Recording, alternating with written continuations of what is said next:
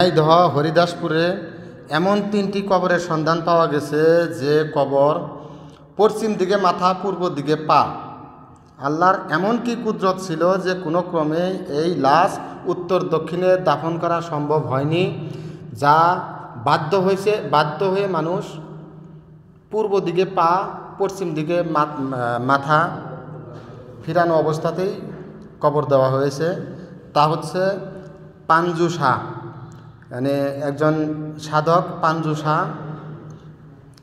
এক পাশে তার স্ত্রী, অন্য পাশে তাহার আরেকজন স্ত্রী, যার সমন্বয়ে এখনও সেই কবর মোবারক বিদ্যমান। পূর্ব দিকে পা, পশ্চিম দিকে মাথা। এই পশ্চিম দিকে মাথা এবং পূর্ব দিকে পা এই কবরের সন্ধান পাওয়া গিয়েছে, যা হচ্ছে ঝিনাইদহের হরিদাসপুর গ্রামে। ঝিনাইদহের হরিদাসপুর গ্রামে পাঞ্জু শাহর মাজার।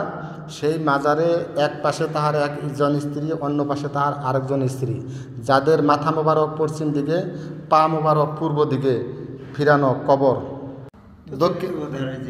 দক্ষিণ দিকে পা, আমাদের প্রচলিত ধারায় যেভাবে কবরে শায়িত করা হয়, সেই কবরে শায়িত করা থেকে পাশেই 3টি কবরের চিত্র আপনারা দেখলেন, এবং তার পাশেই তার সন্তানদের কবর।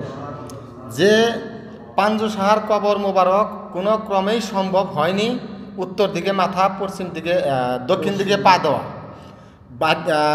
বারবার কেবলা চেঞ্জ করার পরেও সম্ভব হয়নি, বিধায় শেষে বাধ্য হয়ে তার ভক্তবৃন্দ পশ্চিম দিকে মাথা, পূর্ব দিকে পা দিয়ে কবরে শায়িত করা হয়েছে।